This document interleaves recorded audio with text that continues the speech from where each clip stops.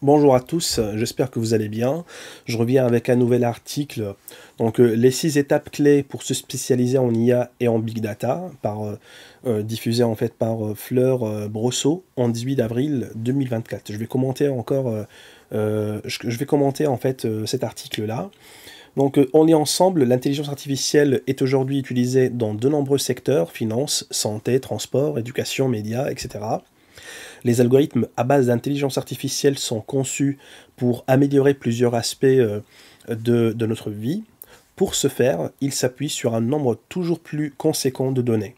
Le big data, l'IA et le big data sont donc étroitement liés et constituent deux piliers majeurs de l'innovation technologique. Comment se spécialiser dans ces secteurs porteurs? Je tiens à souligner ici qu'il y a une large différence entre le big data et l'IA. C'est deux domaines différents, même s'ils ils font partie en fait de la sphère data. Le big data, en fait, c'est la gestion en fait d'une quantité énorme de données, alors que l'IA, c'est une discipline en fait de l'intelligence artificielle qui va consommer les données. Donc, l'IA, elle est consommatrice de la donnée. Donc, il n'y a pas tout l'aspect transformation, gestion de données, etc. dans la partie IA. Tout ce qui est des compétences liées à la transformation de données, ça existe en fait en dehors de l'IA. Donc le big data en fait désigne de vastes ensembles de données issues de différentes sources, des réseaux sociaux, des achats en ligne, navigation web, services de streaming, géolocalisation, etc., couplés au progrès de l'intelligence artificielle et de l'apprentissage automatique. Très bien. Bon, là, en fait, on voit, c'est très bien, en fait, cette phrase-là, donc couplée au progrès de l'intelligence artificielle et de l'apprentissage automatique. Donc, l'apprentissage automatique, en fait, c'est une sous-catégorie d'algorithmes dans l'IA. Donc, l'intelligence artificielle, c'est la science en tant que telle, et l'apprentissage automatique, c'est une sous-famille d'algorithmes dans l'intelligence artificielle. D'accord? Donc l'apprentissage automatique, pardon, c'était beaucoup plus intéressant avant le dernier boom de l'intelligence artificielle, mais ça reste quand même une sacrée famille d'algorithmes à bien maîtriser. Donc ces données peuvent avoir un impact considérable dans tous les domaines. Oui. Encore faut-il réussir à en tirer de la valeur, c'est là qu'intervient l'intelligence artificielle. Toute entreprise commercialisant des produits ou des services doit aujourd'hui se livrer à une analyse minutieuse des données de ses clients pour maintenir, voire augmenter ses bénéfices. Pour cela, il faut collecter, stocker, traiter, puis analyser ces données. Très bien. Bon, dans ce processus-là, donc on n'a pas en fait, il n'y a pas que le big data en fait qui fait ça, hein. Il ne faut pas croire en fait que collecter, stocker, traiter et analyser ces données-là, il n'y a que le big data qui le fasse. D'accord? Donc vous avez aussi le business intelligence qui est quand même un filière très très solide, et très profond et très ancien, qui est rempli en fait, rempli avec des paradigmes très intéressants comme l'ETL que je viens de le citer. Donc qui fait ça. Donc l'IA et le big data vient après. Donc il va juste accélérer un petit peu le process, mais ce n'est pas une nouvelle invention.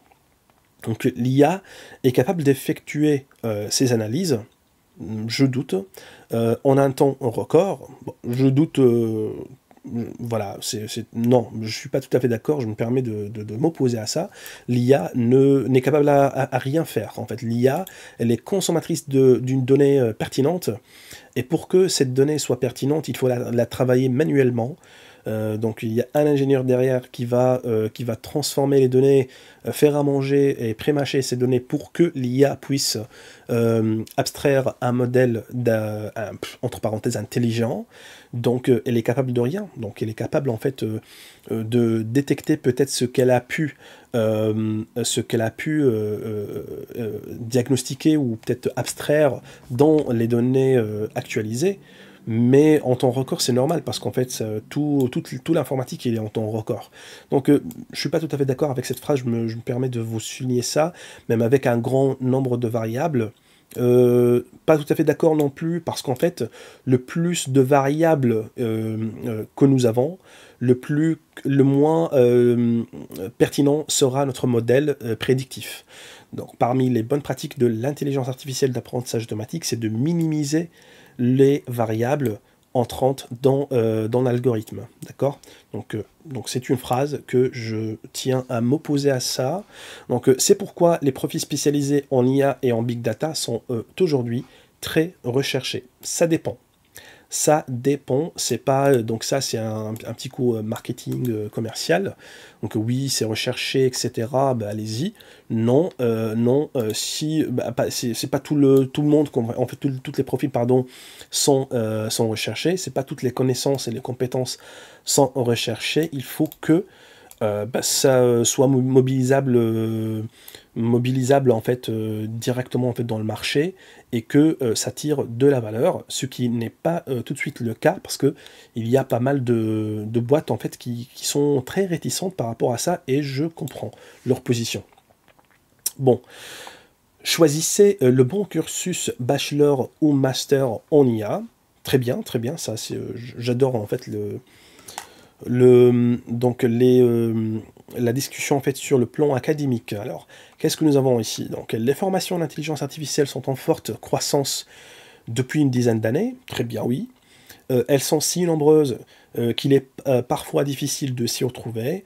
Avant de se lancer, il faut commencer par choisir le cursus adéquat selon son profil.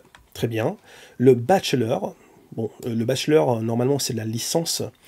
Si vous faites du LMD, licence, master, doctorat, donc bachelor, normalement, c'est l'équivalent. Donc le bachelor en IA est accessible directement après le bac. Tout à fait.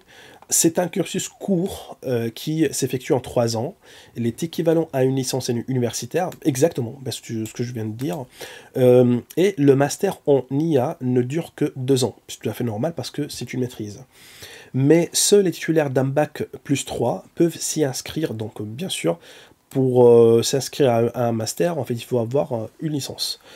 Donc attention, certains bachelors proposés par les écoles privées ne sont pas reconnus par l'État. Tout à fait. Donc il faut s'assurer, en fait, vous cherchez sur Internet, sur les pages étatiques, pour vérifier en fait si ce master ou licence en fait elle est reconnue par l'État, d'accord, avant de vous y mettre en fait dans un cursus qui dure 3-5 ans, et que ce n'est pas recommandé. C'est très dommage, hein. Assurez-vous que le diplôme que vous visez soit inscrit au répertoire national des certifications professionnelles. Exactement. Donc, à l'issue du bachelor, les étudiants peuvent intégrer directement le marché du travail en visant, par exemple, un poste de data analyst.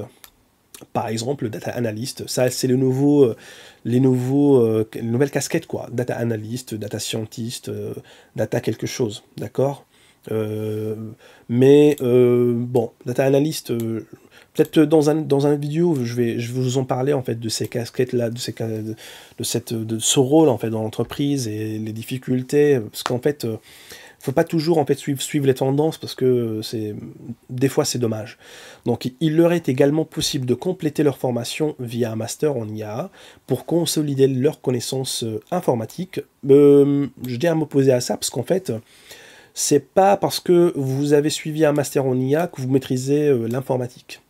L'informatique nécessite beaucoup plus que ça, d'accord?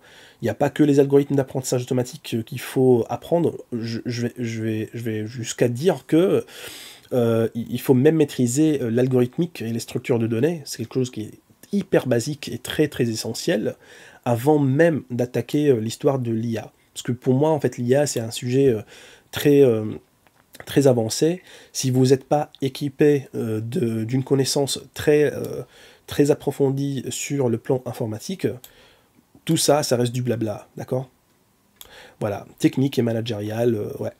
Bon, très bien, c'est très bien. Bon, ça me donne quand même une petite base pour discussion, pardon. Donc, acquérir les bases, programmation et statistiques, très bien. bon, les bases. Donc, il n'y a pas que ça comme base. Donc, quelle que soit la formation choisie, l'objectif est le même, à savoir maîtriser les bases techniques de l'intelligence artificielle et ses enjeux business. Ouais, c'est très spécifique. C'est très spécifique. Bah, pour moi, en fait, j'aurais dit, en fait, maîtriser les bases en informatique, d'accord? Parce que l'intelligence artificielle, en fait, tu peux pas le comprendre si tu es nul en informatique. Il faut avoir des bonnes bases en informatique pour être capable, en fait, à se spécialiser dans un tel domaine. D'accord? Les enjeux business, ça vient après.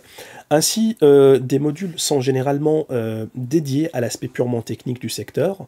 On y aborde plusieurs langages de programmation, Python, Java, R, Ruby, Scala, C++, etc. Je ne pense pas qu'ils sont triés, mais pour moi, en fait, si vous voulez en fait apprendre l'intelligence artificielle, ben, il faut apprendre Python. D'accord? Deuxième langage, ce sera du R. Si vous voulez perfectionner votre niveau en informatique, bah, attaquez C, C++ et Java. Le Scala, c'est vraiment pour tout ce qui est Big Data, etc. Donc les mathématiques appliquées, y compris les statistiques et les probabilités, je suis tout à fait d'accord, mais il ne faut pas être Superman hein, sur ces matières-là. C'est des matières en fait qui sont essentielles. Tout ce qui est statistique, probabilité, bien sûr, c'est fondamental même.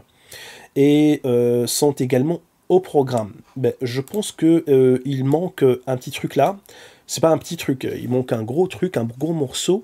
Ben, il faut aussi maîtriser tout ce qui est algèbre, parce qu'en fait, l'algèbre est très très essentielle en matière d'apprentissage automatique et l'apprentissage, l'intelligence artificielle.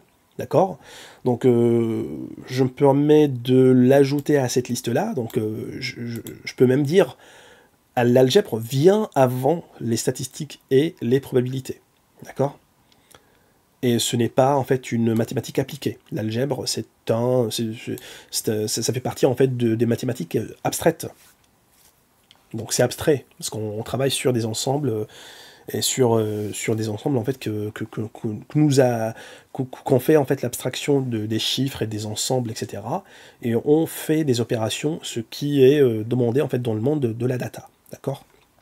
Bon, les étudiants doivent être capables de comprendre en profondeur le fonctionnement des algorithmes d'IA, exactement, tout à fait d'accord. À l'issue de la formation, ils doivent maîtriser les notions qui leur permettront de construire un algorithme performant, impeccable, destiné à extraire et à interpréter des informations. Impeccable, j'aime bien ce paragraphe. Ensuite, se spécialiser dans les technologies de Big Data. Très bien, donc ça c'est un deuxième volet, hein. On n'est pas sur le même profil. Donc l'IA, l'apprentissage automatique, bah, tout ça en fait c'est un plan, un deuxième plan, c'est un deuxième métier, c'est le Big Data. Donc le Big Data désigne un ensemble de données variées en volume important, très bien, donc c'est varié. Première partie c'est les données variées et volume important, agrégé à des vitesses élevées. Très bien. C'est ce que l'on appelle les 3 V. Donc nous avons la première V, c'est la variation, le volume et la vitesse. Très bien. Ces caractéristiques imposent l'utilisation de technologies et de méthodes analytiques particulières pour tirer de la valeur. Un autre V qui s'ajoute donc de ces données-là, en effet, donc nous avons en fait la valeur. En effet, toutes les données ont une valeur intrinsèque. Encore faut-il la découvrir. Enfin, un cinquième V a récemment complété la définition de base, la véracité des données, c'est-à-dire les données sont-ils fiables, y a-t-il des risques de perte ou de corruption dans les données. Voilà. Donc l'exploitation du Big Data repose sur 3 processus clés, la collecte, le traitement et l'analyse. Donc la collecte, le traitement et l'analyse. La collecte implique d'être capable d'agréger les données issues de multiples sources différentes. La partie traitement concerne le stockage, le nettoyage, le filtrage et l'organisation des données. Enfin, l'analyse mobilise des outils mathématiques et statistiques qui permettent d'identifier des tendances et d'établir des prédictions. Bon, là, je me permets, en fait, dans le marché, en fait, ce qui est appliqué, là, dans le marché, c'est-à-dire le rôle, c'est-à-dire le rôle de chaque profil, je ne pense pas que la partie analyse fait partie du big data, en fait. C'est-à-dire le data engineer ou le développeur big data, en fait, il ne va pas s'occuper de la partie analyse. Pourquoi? Parce que l'analyse, quand même, nécessite une connaissance et une maîtrise, en fait, du métier, du domaine dans lequel on travaille, afin en fait, de mobiliser toutes ces connaissances-là, afin de faire l'analyse. Donc, ce qui est des connaissances très loin de ce que les big data fait. Donc, le développeur big data ou l'ingénieur data, donc lui, en fait, il s'occupe de toute cette partie-là, donc la collecte et le traitement. La partie analyse, là, ça débute en fait le profil que nous avons abordé tout début, de data analyst. Donc le data analyst, c'est lui en fait qui doit consommer ce que le big data développeur lui fournit, d'accord? Il va consommer cela et il va mobiliser ses connaissances mathématiques, statistiques, métiers, machin, etc. pour fournir des analyses et des prédictions. D'accord? Donc, je me permets en fait d'ajouter un petit découpage là, parce que là, en fait, le big data développeur, c'est pas à lui de faire l'analyse. Donc, lui, en fait, il prépare les données. C'est de l'haltérophilie, hein, d'accord? Il fait tout ce travail pour préparer, gérer, collecter, machin, faire tout ça, en fait.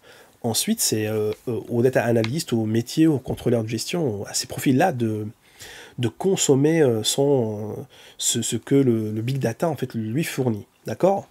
Donc les frameworks Hadoop et Spark, ainsi que les systèmes de base de données NoSQL, bon, NoSQL c'est l'abréviation de Not Only SQL, c'est pas vraiment NoSQL, c'est pas non, hein, d'accord, c'est Not Only SQL. Et là on cite MongoDB, donc MongoDB c'est un SGBD NoSQL, Cassandra, Couchbase, etc., comptent parmi les outils les plus populaires pour le big data. Exactement. Si vous êtes en France, si vous êtes dans un pays francophone, le plus connu, c'est le Hadoop, Spark en deuxième position. Mais vraiment, si vous ne connaissez pas Hadoop et que vous êtes big data, je pense que c'est très important d'avoir Hadoop hein, dans sa boîte à outils. Donc il faut maîtriser Hadoop, c'est un ancien... c'est la big data à l'ancienne, d'accord? C'est vraiment la big data à l'ancienne. Et c'est un très bon système qui est robuste. Spark aussi, hein. Spark c'est une technologie Apache, open source, mais il y a aussi des inscriptions sous licence, mais c'est des technologies qui sont très robustes. Voilà. Donc, ils sont à même de traiter de vastes volumes de données hétérogènes et non structurées. Ok, bon. Je vais pas vous dire non structuré, c'est pas grave, je vais laisser ça pour après, pour une autre vidéo. Bon, développer des projets concrets et des cas d'usage en IA. Impeccable. Après avoir une compréhension approfondie des concepts fondamentaux, très bien. Il est temps d'entrer dans le vif du sujet. Très bien. Et de participer à un projet concret. Vous pouvez, par exemple, contribuer à des projets open source. Ouais, écoute, c'est pas tout à fait évident. Hein. Open source, d'accord, qu'est-ce que ça veut dire? C'est-à-dire participer à un projet Apache, par exemple, sur GitHub? C'est pas possible. Donc, participer à un projet open source... dans le monde du data, on n'a pas cette culture-là. Dans le monde data, en fait, on expérimente sur les datasets open, des datasets, pardon, qui sont partagés en ligne. En France, nous avons l'open data, d'accord. Vous pouvez taper sur Google l'open data. Donc, c'est des données en fait étatiques, pardon, qui sont partagées en ligne ouvertement pour que vous puissiez en fait expérimenter avec eux. Donc, ça, c'est possible.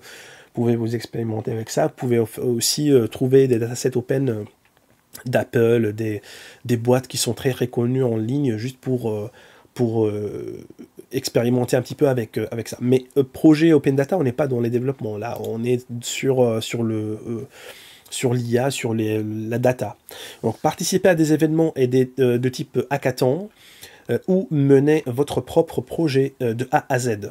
Ouais, c'est possible, hein, c'est possible, mais il faut savoir que ce type d'événement, il a pour objectif, c'est de générer du chiffre, et c'est de générer du chiffre, en fait, c'est de ramener le maximum de personnes à ces événements-là. Donc vous n'avez pas un accompagnement très proximal, ni mais peut-être en fait c'est des événements aussi qui sont très positifs pour élargir votre réseau, pour découvrir des personnages très intéressants dans le domaine, donc oui, pourquoi pas. Mais ne comptez pas trop sur ce type d'événements, c'est des événements de marketing, plus que des événements de type technique où vous pouvez perfectionner votre niveau techniquement. D'accord?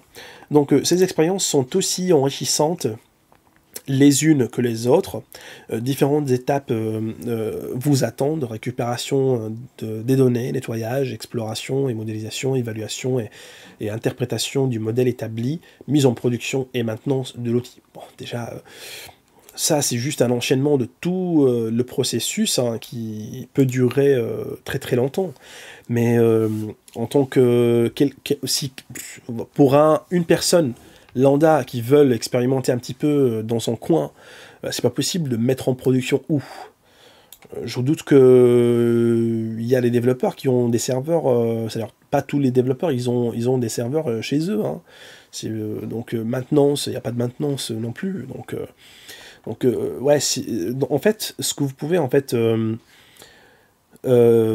développer chez vous, c'est de récupérer les données. Donc, ouais, vous pouvez vous baser en fait sur l'open data, nettoyer, transformer, explorer, modéliser, évaluer et interpréter votre modèle. Ça, c'est possible, mais la mise en production, pas assez, ça nécessite en fait un vrai serveur, voilà, un vrai projet, quoi. Bon, les domaines d'application de l'IA dans le monde de l'entreprise sont nombreux. Il peut s'agir d'améliorer le bien-être des employés, d'optimiser la consommation énergétique de la société, d'améliorer l'expérience client, de convertir davantage de prospects en clients ou de créer du contenu marketing plus efficace, entre autres. Quel que soit votre projet, le cadre initial est fondamental. Quoi, pour qui et dans quel but? Très bien, j'aime bien cette phrase-là, ces questions-là. Donc la première étape sera de collecter le plus de données possibles et les plus pertinentes pour le projet. Une fois les données aberrantes écartées et les données manquantes complétées, vous pourrez utiliser des outils d'IA. Bah, écoutez, hein, ça c'est la vie en bisounours. Donc ça en fait, ça c'est très simplifié. Dans la vie réelle, il y a beaucoup plus de ça, donc je vous conseille en fait d'entrer en profondeur, parce que ça c'est très simple. Donc peut-être aussi pour les gens pour les chefs de projet, pour les gens qui font des entretiens techniques ou des entretiens d'échange, quand vous entendez ça et que c'est très simplifié, bah, il faut savoir que il faut creuser. Il faut creuser vraiment.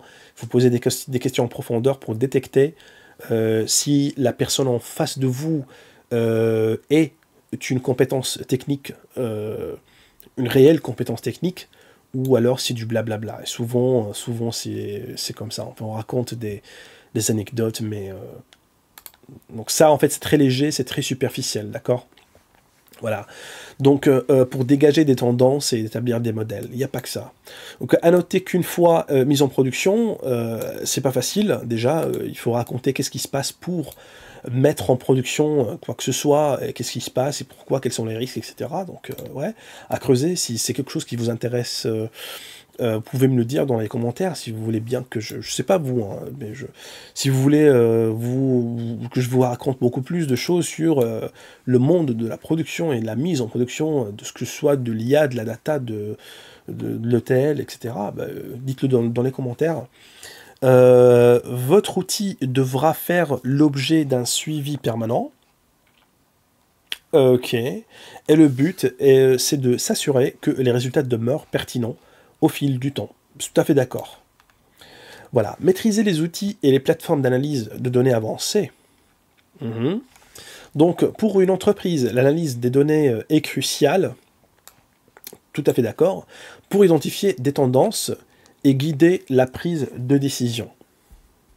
c'est pas vraiment guidé, mais généralement, en fait, les métiers, en fait, ils s'appuient sur les données, soit pour argumenter, soit pour défendre une position métier, soit pour pas tout de suite on prend des décisions. C'est-à-dire un métier ne prend pas que des décisions. Un métier, souvent, il y a une grande masse de suivi opérationnel de l'activité de la boîte, hein, que ce soit, quelle que soit la boîte, hein, c'est de la banque, l'assurance, la production, peu importe, hein, peu importe vraiment. Donc il y a un grand besoin du suivi de l'opérationnel. Et ce suivi-là sert à s'informer sur ce qui se passe sur le terrain, d'argumenter une position métier, financière, opérationnelle. Il n'y a pas que des décisions, hein. Il ne faut pas croire qu'il n'y a que des décisions que les métiers fassent, ou les directeurs, ils font que des choix et décident, c'est des rois sur des sièges, et ils prennent des décisions. Non. Donc ce que vous faites en fait, en termes d'analyse, c'est plus suivi qu'autre chose. D'accord ? Donc certains outils populaires reposent sur le langage Python, oui, tout à fait, avec des bibliothèques comme Panda et NumPy. Donc Panda, c'est une bibliothèque Python qui sert à transformer et manipuler les données. NumPy, généralement, elle se base sur des sous-librairies en C et C++, ce qui fait que c'est une librairie rapide, entre parenthèses, rapide, parce que Python, il est très très long. C'est un langage que j'aime pas trop, d'accord. En termes de performance, Python, c'est très très long, d'accord. Mais ces librairies-là, Panda et NumPy, leur cœur et leurs algorithmes de base, leur kernel, il est codé en C et C++. D'accord ? Juste pour ne pas saouler les gens et que les gens ne trouvent pas Python très, très long. Donc voilà, donc on se base sur ces librairies-là pour manipuler. Donc la manipulation de données, c'est Panda. Et pour le calcul très très complexe, donc c'est NumPy, donc Number Python, pour la manipulation de données, ou Scikit-learn. Donc Scikit-learn, c'est une troisième bibliothèque, c'est-à-dire bibliothèque, pardon, donc c'est une boîte à outils des algorithmes de machine learning. Je peux vous en parler de ça en détail aussi dans une autre vidéo, mais généralement, si vous voulez faire de l'apprentissage automatique, vous aurez besoin de Panda pour transformer vos données, pas nécessairement NumPy si vous utiliserez Scikit-learn, d'accord? Parce que Scikit-learn, elle utilise implicitement NumPy pour faire des calculs, c'est-à-dire en back-end, et qui génère en fait des modèles d'apprentissage automatique. Il faut savoir aussi que NumPy et Scikit-learn sont sponsorisés par Google. C'est pour ça, c'est des bibliothèques qui sont quand même bien réputées, stables dans le temps, et on n'a pas beaucoup de bugs, beaucoup de surprises sur ces librairies-là. Panda aussi, c'est une librairie qui est stable, mais il faut faire attention toujours quand vous actualisez votre kernel Python, ou vous faire un upgrade en fait de chaque version. Il faut faire le test avant et ne pas faire la mise à jour directement sur le serveur de production. Bon, je ferme la parenthèse. Il y a ici une parenthèse ouverte. Bon, cette dernière étant destinée à l'apprentissage automatique, ouais, c'est bon. On a dit ça. Donc, parmi les autres outils et bibliothèques d'IA courant figure TensorFlow. Oui, ça c'est à l'ancienne. Ça, c'est à l'ancienne, TensorFlow. Donc, TensorFlow, bon, à l'époque, quand on faisait tout ce qui est deep learning, bon, on le faisait vraiment à la main, on se cassait la tête avec TensorFlow. Mais c'est hyper, hyper difficile et complexe. TensorFlow, parce qu'en fait, NumPy, on ne pourrait pas faire grand-chose avec NumPy pour créer des neurones, etc. Donc, c'était TensorFlow pour bricoler. Donc, aussi, c'est fondé par Google et sponsorisé par Google. Ensuite, on voulait simplifier la vie des développeurs. Bon, on avait PyTorch. PyTorch aussi, c'est vraiment pour la deep learning, mais plutôt sur la deep learning appliquée sur les signaux, sur le son, traitement d'image, traitement de son. D'accord ? Donc là, PyTorch, vraiment, c'est l'excellence. Bon, des langages comme R, MATLAB, massivement utilisés par le développement de logiciels statistiques. Je vous dis pourquoi, parce que tout simplement, les métiers généralement qui sortent des écoles de statistiques et de mathématiques, ils apprennent ça, tout simplement. Ils apprennent R, MATLAB et Excel, et ils continuent à les utiliser dans le monde professionnel. Mais généralement, MATLAB, il est utilisé généralement dans les labos de recherche, d'accord. R aussi dans les labos de recherche, dans les universités. Donc R, c'est un langage de programmation destiné pour le cursus académique, et les études statistiques, il n'est pas fait pour le monde professionnel. D'accord. Donc je vous déconseille de les utiliser. Hein. Si vous voulez devenir data analyst, data scientist, ingénieur IA, etc., bon, c'est bien d'avoir une connaissance de quoi il s'agit, etc., de les toucher un petit peu, mais généralement, tout ce qui est professionnel, mise en prod, etc., tout le blabla, là, il faut se positionner sur Python. Voilà, c'est ça le choix le plus pertinent. Donc, sont un peu moins utilisés dans le domaine spécifique de l'IA, exactement, sauf cas particuliers, voilà. Donc, voilà, vous pouvez tomber dans des cas particuliers là où la boîte est gérée par quelqu'un qui est pro R ou pro MATLAB, et il faut que tout le monde suive ce que ce directeur décide. Sinon, pour moi, je suis pas du tout chaud pour ça, hein, honnêtement. C'est un gaspillage de temps et d'efforts. Hein, voilà. Donc les spécialistes leur préfèrent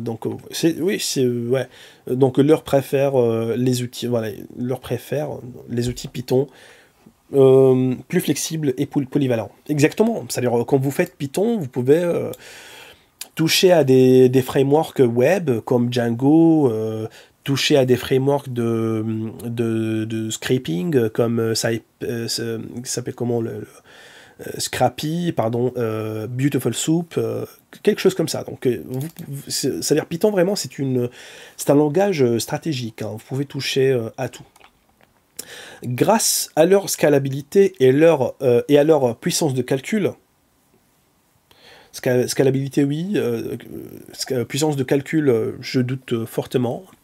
D'accord, Python, c'est pas vraiment puissant en calcul. Hein. D'accord, il est très très lent, il est médiocre. En termes de performance, bien sûr. Les solutions, mais juste, il est simple, ils veulent simplifier la vie des gens, donc ils choisissent Python. Mais C++, Java, c'est imbattable en termes de performance. Donc, je reviens, donc, pardon. Donc, on avait dit, donc, grâce à leur scalabilité, puissance de calcul, je m'oppose à ça, donc...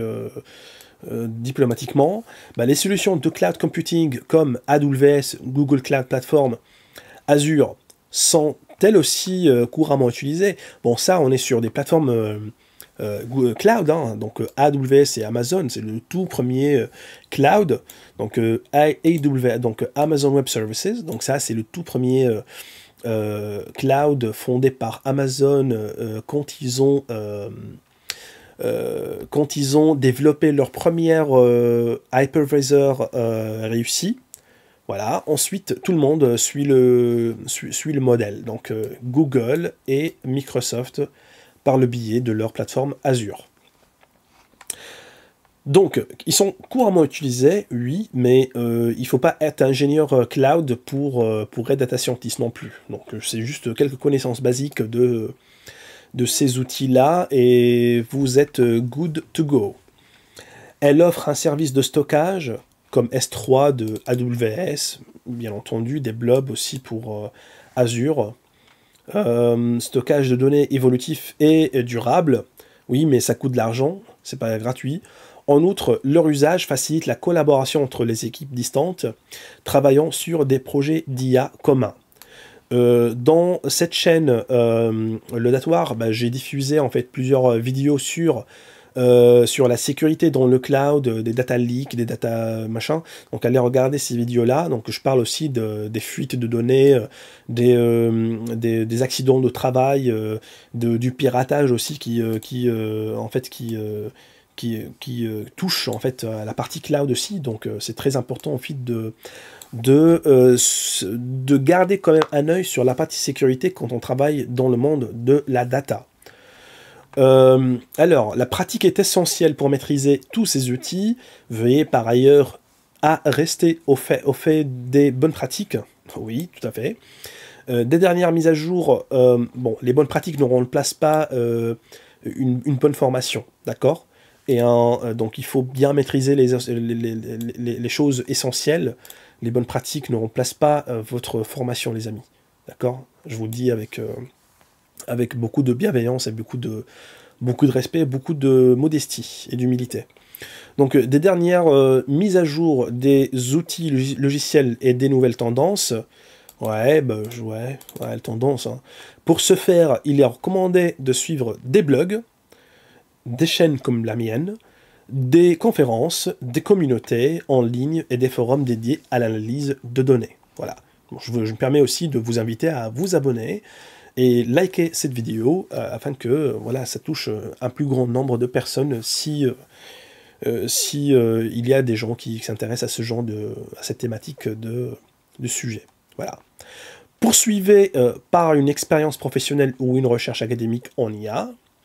Bon, ouais, si vous voulez aller plus loin, vous pouvez faire même un PhD. Hein. Donc, vous l'aurez compris, l'IA est un vaste domaine englobant diverses spécialisations, apprentissage automatique, traitement du langage naturel, oui, le PNL, vision par ordinateur, génération de contenu, etc., etc. Identifiez l'aspect qui vous intéresse le plus afin de cibler le poste qui vous convient le mieux. Assurez-vous ensuite d'avoir les compétences techniques requises. C'est la chose qui est chronophage, pas facile, et la plus importante, les amis. Sur le marché de l'emploi, de l'IA, les candidats sont de plus en plus nombreux, ouais, mais parallèlement, les besoins des entreprises sont croissants. Très bien, donc il vous faut aussi une étude de marché, une feuille de marché, qu'est-ce qui est demandé, qu'est-ce qui marche moins, et ainsi de suite. Je suis tout à fait d'accord avec ça. Donc vous trouvez de nombreuses offres sur les sites d'emploi généralistes, ouais, comme Indeed, Glassdoor, etc. Bon, sachez néanmoins qu'il existe également des sites spécialisés dans l'IA. Bon, je pense pas qu'il y en a beaucoup trop, mais je vais... moi, à chaque fois, je partage avec vous, en fait, voilà, des articles de blog, des articles comme ça, en fait, qui sont dans cette thématique, afin de développer quand même un petit échange, un petit partage dans ce monde-là, mais je ne pense pas qu'il y en a assez, en fait, de ressources en ligne, hein, effectivement, et de la machine learning, d'accord.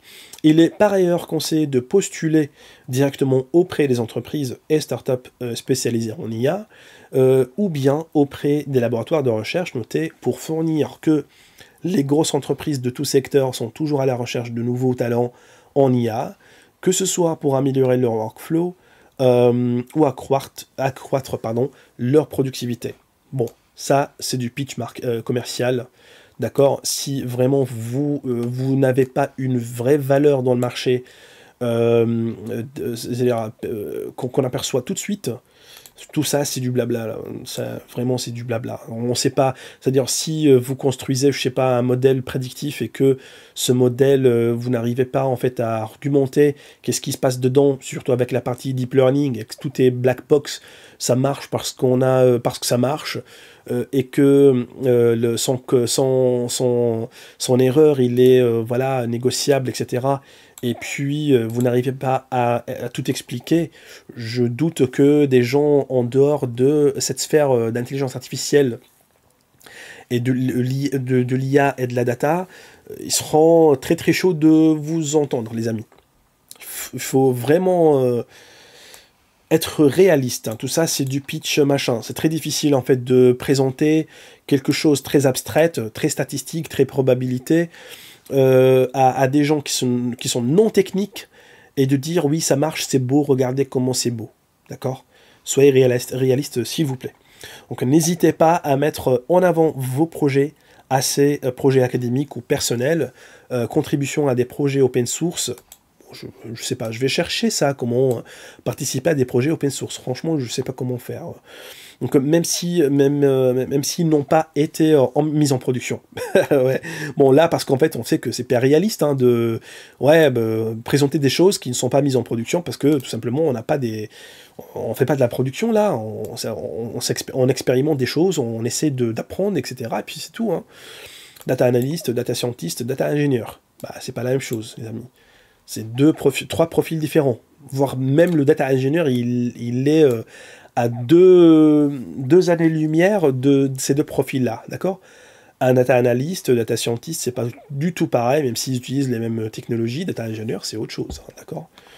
Donc je le mets pas à côté de ces gens-là. Responsable marketing, alors, IA, alors, ça n'arrête jamais, hein. Les nouveaux, les intitulés, ouais, c'est toujours de nouvelles intitulés. Responsable marketing IA, va chercher, qu'est-ce que ça veut dire? Consultant en IA, alors, CRM manager, oui, bah ouais. Vous voilà prêt à entrer dans un secteur passionnant en constante évolution. Cette phrase-là, c'est du chat GPT. Voilà, voilà les amis, je me permets de partager avec vous cette discussion amicale à propos de ça. Merci beaucoup à Fleur Brosso pour cet article. Alors, aimez cette vidéo, partagez-la, laissez vos commentaires, et je vous dis à la prochaine vidéo. Merci beaucoup.